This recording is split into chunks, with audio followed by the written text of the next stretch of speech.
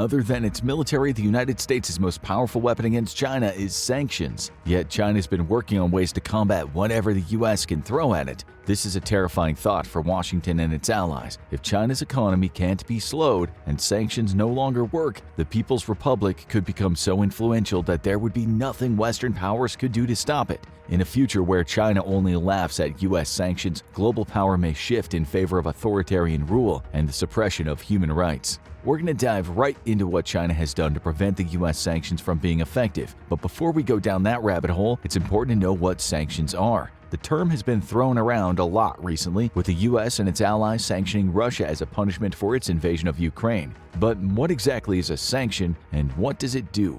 When we use the term sanctions, we're really referring to economic sanctions. These are actions a government takes to restrict a foreign entity's ability to conduct business or economic activity. At a basic level, this means that a government like the United States can legally forbid companies and citizens from interacting with certain foreign businesses or governments. This is meant to hurt the foreign entity or force them to change their behavior, but sometimes can have negative consequences for others as well. Sanctions can be placed on foreign governments, specific companies, or even individuals. For example, in 2022, the U.S. placed economic sanctions on Sino-Electronics and Shenzhen for supplying Russian military networks with equipment. When the sanctions took effect, any U.S. businesses that bought components from Sino-Electronics had to find a new supplier or face penalties from the U.S. government. This hurt Sino-Electronics because they lost business. The sanctions were imposed to disrupt the Chinese economy's bottom line and therefore change its practices. However, as we'll examine later, sanctions don't always work, and China is finding more and more ways to get around economic sanctions. Sanctions can also cast a broad net and prohibit economic activity with entire governments or greatly reduce trade with that government.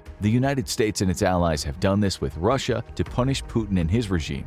Even individuals can be sanctioned to keep them from doing business in a certain country or with other companies in that country. These sanctions can mean a person may no longer be able to enter a nation's borders or have any contact with officials in that country. Their assets can also be seized or their money tied up in banks, so they lose access to any funds in the nation imposing the sanctions. It's important to distinguish between sanctions and trade tariffs, as the former is enacted to influence foreign policy or for national security reasons. Trade tariffs, on the other hand, tend to be used for business or economic purposes. Sanctions are generally used as a low-cost, low-risk diplomatic action. They fall between diplomatic talks and going to war. Policymakers typically propose sanctions in response to an international crisis, over security concerns, or to punish bad actors engaging or aiding in human rights violations. Economic sanctions tend to be used as a deterrent or a first response when a nation or foreign entity threatens peace or the economic stability of a region. For example, when Saddam Hussein ordered Iraqi forces to invade Kuwait in 1990 and when Vladimir Putin launched his invasion of Ukraine in 2022, both nations were sanctioned by the United States or other countries around the world before any military action was taken. So, now that we know what sanctions are and how they're used, let's look at why they no longer work against China as effectively as it did in the past. The U.S. placing sanctions on China is nothing new. In fact, since the establishment of the People's Republic of China in October of 1949, the United States government has been sanctioning the nation. When the Chinese Communist Party leader Mao Zedong came to power, the former nationalist government under the leadership of Chiang Kai-shek was forced into exile. Chiang, who the U.S. government backed, fled to Taiwan.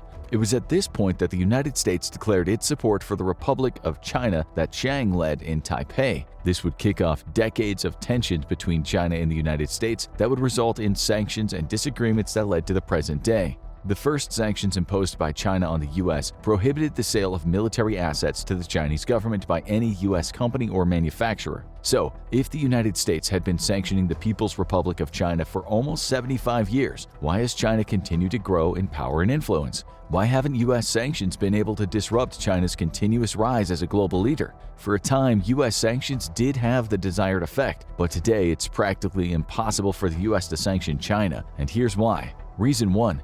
China has entrenched itself into the world economy. The economic sanctions placed on China and its companies by the United States would be a lot more effective if we didn't live in a global economy. However, the world is now connected via trade, travel, and the internet. Therefore, China isn't just reliant on one or two nations to fuel its economy, and although the U.S. is China's largest trade partner, China has spread its economic tentacles throughout the world. If the United States enacted sanctions to stop all trade dealings with China, it would cripple both economies. However, China might be able to weather the storm better than the United States. This is because it's now the largest trading partner of over 120 different countries. China is the main trading partner of Japan, South Korea, Vietnam, and even Taiwan. Pretty much every country in Asia is heavily reliant on Chinese goods and trade deals. If the U.S. enacted sanctions, it'd be very difficult to convince allies in East Asia and the Pacific to do the same. Any country in the region that tries to sanction China or stops trading with them would quickly find its economy in shambles. So the U.S. cannot rely on any of its allies in the area to impose harsh sanctions against China because, like it or not, Beijing has just as much, if not more, power and influence in that part of the world than the United States does. The economic ties that China has cultivated across the planet in recent decades have pretty much made them sanction-proof from the U.S. Yes, severe sanctions by the U.S. would hurt China's economy, but it wouldn't devastate it to the point that the Chinese government would give in to U.S. demands. China now has massive influence over parts of Africa, the Middle East, and much of Latin America. And you don't have to look hard to find examples of entire governments who are afraid of upsetting China because of what it might do to their economy. In 2009, for example, the Dalai Lama was refused a visa to visit his good friend Archbishop Desmond Tutu for his birthday because China threatened to cut off certain trade agreements if the Dalai Lama was allowed into South Africa. This shows how much influence China has over foreign governments, even those who have close ties to the West and are separated by an ocean.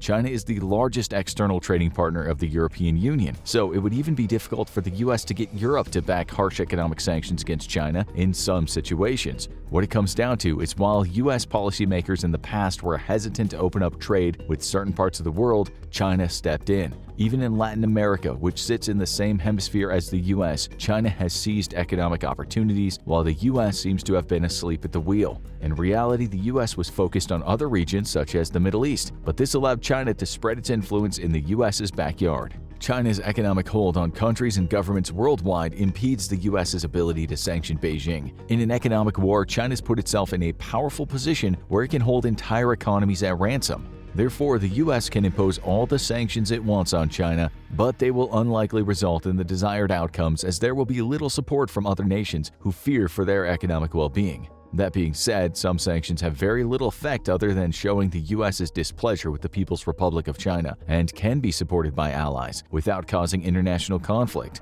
However, if things turn serious and sanctions are implemented to try to severely hurt the Chinese economy, the repercussions for other nations that rely heavily on Chinese trade might be too great for even the United States' closest allies to side with them in the conflict. Reason 2. New Chinese anti-sanction laws.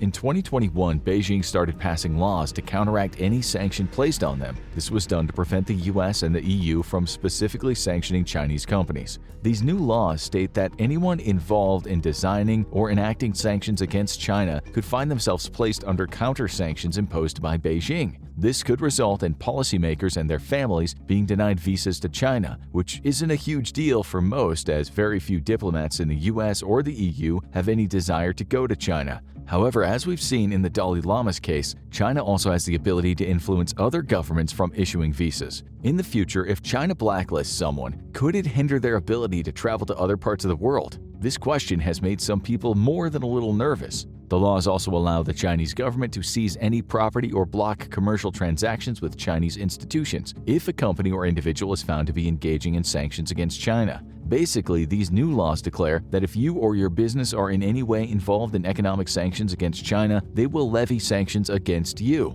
For most of us, this isn't a big deal, but this could be disastrous for corporations and companies that do business in or with China. These new laws might cause some politicians and executives to tread more lightly around sanctioning China, whittling away the support for certain sanctions that the U.S. wants to implement. And in the future, if the government wants to pass even harsher sanctions that threaten the profits of companies that do business with China, they may face steep opposition. In the United States, like in the rest of the world, money talks. So if big corporations threaten to pull funding or cease donations to certain politicians if sanctions are proposed against China, they might change their tune and vote differently. And China knows that by threatening the profits of U.S. businesses, they can also influence politics. This is why Wei Jianguo, a former commerce vice minister, warned this law is like the ringing of a gong. It's a warning to the U.S. You should be worried. China will not endure this treatment as easily as it once did. And he's right. For a long time, China had no choice but to accept U.S. sanctions, but now, with its growing power and economic might, Beijing can counter U.S. sanctions by using these new laws to threaten American companies.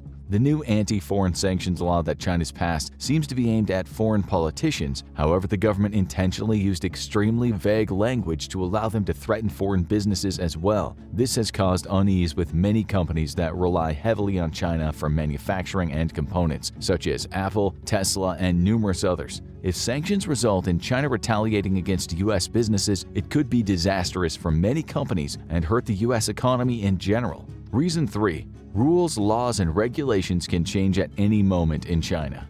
The very nature of the authoritarian government that rules China means that laws can be changed or modified at any point. If China wants to ban certain practices within its borders, all the current regime has to do is say so. This makes dealing with certain sanctions and foreign pressure slightly easier for China than for a government that moves more slowly. We're by no means condoning authoritarian rulers. All we're saying is that the way the Chinese government operates means they can rewrite the rules within their borders at any point, and this is exactly what they've done. When China needs companies to pivot to produce different products because of sanctions placed on certain corporations, all it has to do is order state-owned businesses to change what they're manufacturing. If U.S. sanctions are interfering with trade, China can rewrite laws to make it more difficult for Western companies to operate in the massive Chinese market. For every action, there will be an equal and opposite reaction from the Chinese government, and there's nothing anyone within China can do to stop them. A perfect example of this happened recently when Beijing decided to pass a new data security law that limited how information could be transferred out of the country.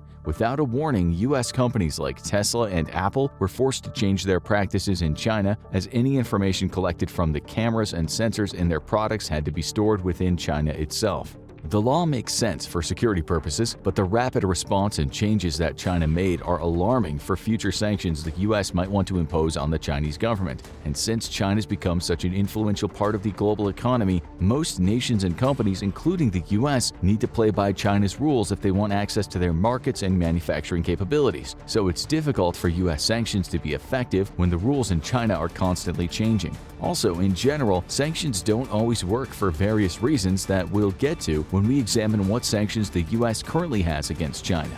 Reason 4. China is shifting its practices to become less reliant on the United States. One of the biggest things the United States had going for it in the past when sanctioning China was that the Chinese economy relied heavily on the U.S. This is still very true, but not to the extent it was before. Beijing has made a point to become less reliant on the West in general, except when exporting its goods and spreading its influence. China's revamped its whole tech industry to shift the focus toward producing hardware, semiconductors, and microchips rather than operating giant software and internet-based firms. By having the Chinese tech industry focus on hardware, China itself becomes less reliant on foreign entities, and since the U.S. sanctions do not affect internal relationships between the Chinese government and Chinese companies, their consequences will be negligible. Like the rest of the world, China knows that the future will rely heavily on technology. Therefore, if China can manufacture all or most of the components it needs to continue to grow its technology sector, it doesn't really matter what the U.S. says or does. The other upside to shifting the nation toward becoming more self-reliant is that China can further expand its influence and economic might by creating new trade deals with other nations that don't have the capacity to create their own high-tech products, such as cell phone networks or other devices.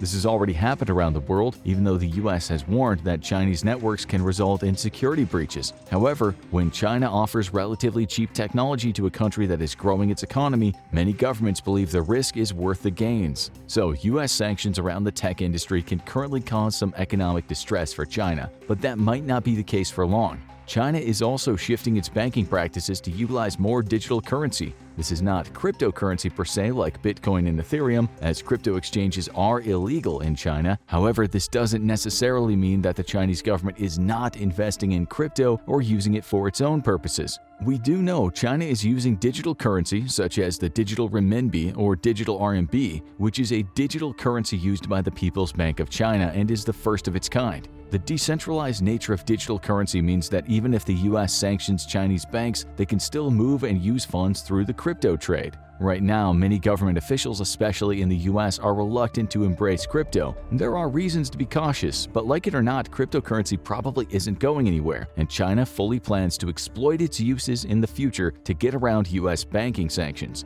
Using digital currency also means that other nations and even businesses can get around U.S. sanctions against China if they need to. So, between becoming more self-sufficient and being able to conduct business as usual using digital currencies, China can pretty much ignore any economic sanction the U.S. throws at it. Again, it's important to remember that sanctions are not the same as blockading ports and putting trade embargoes in place. These things might also happen, but in terms of U.S. sanctions being effective in the future, China has positioned itself to become all but sanction-proof. Reason 5. China has learned from the past. China has been looking at what the United States and other Western powers have done since Putin invaded Ukraine. They saw the sanctions enacted on Russia, and even though they'll have a long-lasting effect on its economy, they did not cause it to collapse or slow down right away. What this means is that even if harsh sanctions are put on China, they will likely be able to work around them for some time. Also, China's in a much stronger economic position than Russia and has been preparing for U.S. sanctions for years. Case in point, before the war in Ukraine, China studied Western sanctions placed on Russia after they annexed Crimea. It became apparent that the U.S. would come after China's tech and communications sector when sanctions were levied against them. Knowing this, the Chinese government aided the telecom giant Huawei in securing and stockpiling U.S. microchips in case the United States government sanctioned the company.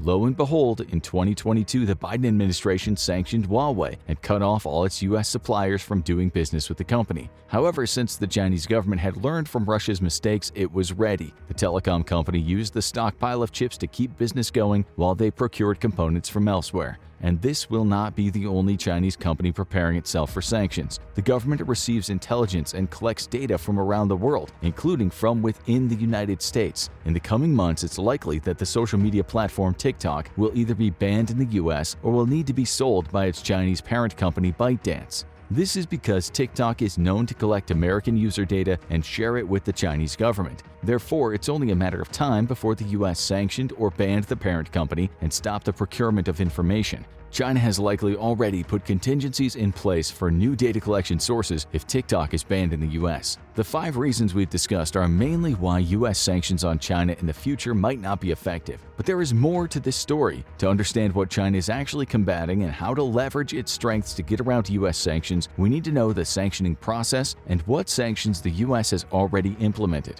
A sanction can originate either in the executive or legislative branch of the U.S. government. Most often than not, the president will issue an executive order and declare a national emergency that's in response to an unusual and extraordinary threat. Congress, on the other hand, proposes and passes legislation that imposes new sanctions or modifies existing ones. But the two branches of government don't always see eye to eye when it comes to sanctioning a foreign entity. One example of this was in 2017, when Congress passed a bill to impose more sanctions on Russia after it was discovered they had interfered with the presidential election the year before. Much to Trump's disappointment, the bill that came to his desk limited his ability to remove any sanctions put on Russia and came with enough votes to ensure the bill was veto-proof. Trump was reluctant to sign the bill because he'd already been cultivating a relationship with Vladimir Putin, which was cause for alarm for many in the government, and is why the new sanctions needed to be protected to keep his administration from tampering with them.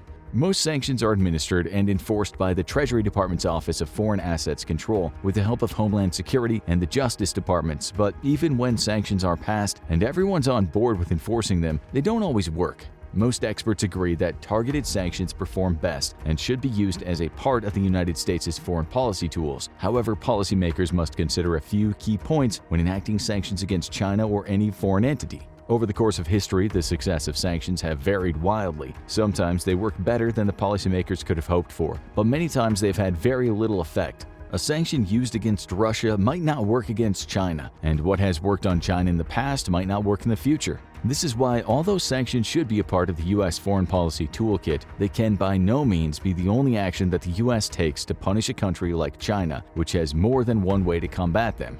Also, there's no guarantee that just because economic sanctions might work, they will change the behavior of a foreign entity. Look at Putin. The sanctions enacted on Russia are crippling its economy, but the war is still raging, as the Russian dictator has a lot more to lose than just the war if Ukraine pushes Russian forces out of their territory. The same can be said about China. Even though several Chinese companies have sanctions against them, this hasn't stopped the Chinese government from backing them or even taking advantage of the situation to expand their influence elsewhere. And as we'll discuss in a bit, even when Chinese officials are sanctioned due to egregious human rights violations, they still continue to take full advantage of their citizens. U.S. policymakers also need to take into consideration that situations change over time. The China that was sanctioned a few years ago is not the same China that's around today. They've adapted to an ever-changing global economy and taken advantage of the rapid growth to diversify their markets across the planet, making nations more reliant on China while the country itself becomes less reliant on the United States. What it comes down to is that sanctions are used to make a statement or to voice displeasure over the actions of a foreign power. However, there is no guarantee that sanctions will work every time, and in most cases, they only have short-term consequences unless they're extremely targeted and aggressive. Therefore, China is less worried about U.S. sanctions at the moment, and instead happy to turn the tables by saying the U.S. government is taking aggressive actions to escalate tensions. As of right now, the sanctions the U.S. has placed on Chinese companies and officials have done very little to change anything. China is currently preparing for the long game. There are aggressive sanctions that could slow or hurt the Chinese economy, which Beijing definitely wants to avoid at all costs. Therefore, China is willing to push its luck, but not willing to go too far at the moment. The leaders of the People's Republic are playing a game of chess. They are strategically using their economic capabilities to make other nations reliant on them, while also using gray zone tactics to weaken countries they might want to take advantage of in the future. Right now, the U.S. is the only superpower in the world. Its military could crush China in an armed conflict, and U.S. markets are enticing to foreign economies because of the wealth of the nation. However, some U.S. policies are alienating nations and pushing them into the arms of China. If the United States continues to push unfavorable trade deals, spread its influence, and force countries to house their military bases, there could come a point where the deals that China is offering are more enticing than what the U.S. brings to the table. No amount of sanctions on China will stop developing economies or struggling governments from making trade deals and allowing Chinese investments into the country if it'll help their own economies grow. It seems as if the more time passes, the closer certain parts of the world are becoming to China. And this isn't always by choice. Countries in Latin America and Africa have become so indebted to China that Beijing basically controls their economies, and by extension, the policies being made in those nations. Now, let's take a look at the sanctions the U.S. has placed on China and see if they've had any effect on Beijing's behavior or dealings. Keep in mind that even with these sanctions, the Chinese economy has continued to grow every year since 1976, and some years have been better than others. But certain economists estimate that China's GDP could surpass the United States' by 2035. Some experts estimate that it could be closer to 2060 before this happens, while others don't believe China's GDP will ever surpass the U.S.'s. There are a lot of factors that contribute to the future economic growth, and nothing is certain, as the COVID-19 pandemic proved. What is highly likely is that U.S. sanctions probably won't cripple the Chinese economy or even force Beijing to make any meaningful changes in the near future. In 2018, the United States began to ramp up the number of sanctions it had on Chinese entities. During the Trump administration, U.S. agencies were banned from using its systems, equipment, and services from Huawei for security reasons. The U.S. claimed the telecommunications company was using its services to aid the Chinese government in spying on the U.S. The sanctions themselves did not really hurt Huawei, as it has a huge customer base across the planet. In fact, it continues to ship its products and services to more than 170 countries, and the year it was sanctioned, Huawei overtook Apple as the second largest manufacturer of smartphones. In 2020, Huawei shipped out more phones than any other company, including Samsung and Apple. So, the sanctions seem to have very little effect on the company's day-to-day operations. In 2019, the United States Department of the Treasury sanctioned China, citing its currency manipulation tactics. This meant that China could not procure certain U.S. contracts. By 2020, the sanctions were withdrawn when China said it would stop devaluing its own currency to make its goods cheaper and therefore more enticing to foreign buyers. So the sanctions seem to have worked in this case. However, there's no real indication that China has actually changed its behavior or is just manipulating markets in a different way.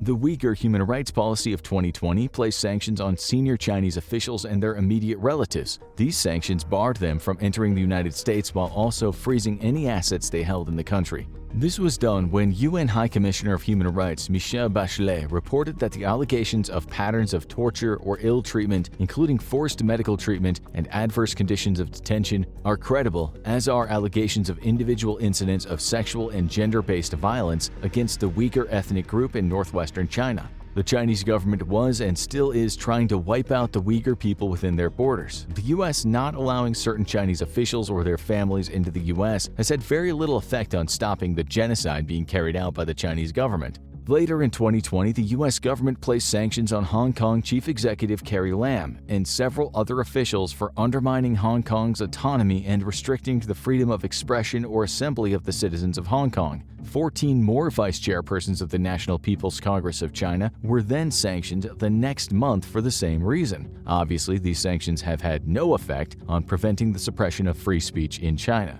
Then, in November of 2020, an executive order was signed prohibiting U.S. companies from purchasing any products from Chinese businesses the Department of Defense labeled as Communist Chinese military companies. However, the companies on the list have plenty of other buyers and probably won't miss the business not provided by U.S. companies. And the craziest part is that in China, if a company is sanctioned, it can just be spun off into a different state-sponsored business that's not being sanctioned and continues to do business as usual. In 2022, the United States has sanctioned several Chinese businesses that have supplied the Russian military with supplies and components. This included the company Spacity China, which provided satellite imagery to the Wagner Group, but yet again, U.S. sanctions on these companies will matter very little since their main clientele is Russia, not the U.S. However, when the Biden administration placed sanctions on Huawei that limited the number of semiconductors they could procure, it did hurt the company. But China has recently begun creating its own semiconductors, so at some point, these sanctions will become obsolete. So when we break down the sanctions on China and its citizens by the U.S. in the recent years, one thing becomes clear: the current sanctions are not very effective.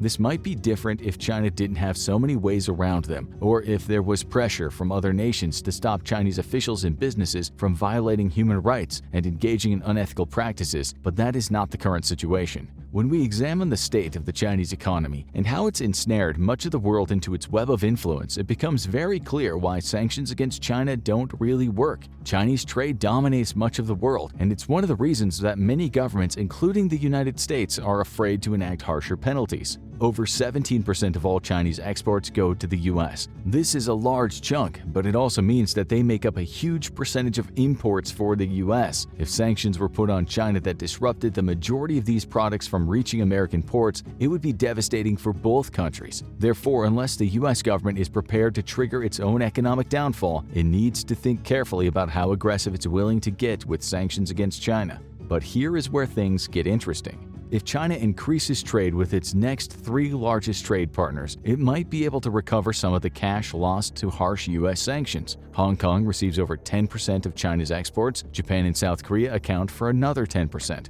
A lot of the trade China conducts is in East and Southeast Asia, which is obviously where it has the biggest presence. And as we said before, it could be very difficult for any country in the region to support U.S. sanctions when China could cripple their economies by cutting off trade. China is expanding its trade and presence to other regions of the world in a much more aggressive manner than the United States. Developing economies in Latin America and Africa are going to need more cash and resources to continue to grow. In fact, Mexico increased import purchases from China by 36%, the fastest rate of any other country in the world between 2020 and 2021. Other imports by India jumped to over 30%. Thailand, Malaysia, and South Korea all increased their Chinese imports over 20%. And Germany increased its purchase of Chinese goods by 18.6%. So China is definitely spreading its economic influence to every part of the globe, which will only make the U.S. sanctions less effective in the future. To be fair, there are some countries that China has trade deficits with, meaning that they import more goods than they export with these nations. Unsurprisingly, China's biggest trade deficit is with Taiwan, where most of its semiconductors come from, although China doesn't see this as a deficit since it believes that Taiwan is actually part of China and a country can't have a trade deficit with itself. And to be clear, a trade deficit isn't necessarily a bad thing. It just means that countries like Taiwan, Australia, and Brazil have things like microchips, iron ore, and soy that China needs. China still exports to these nations, and it more than makes up for any deficits through trade surpluses with other countries. These deficits also mean there might be further opportunities to increase Chinese imports in those countries. China's positioned itself to be flexible in the types of agreements it makes with foreign governments, with particular emphasis on aiding and trading with growing economies. It's in these nations that China sees prospects to influence future policies and procure resources it needs for relatively cheap.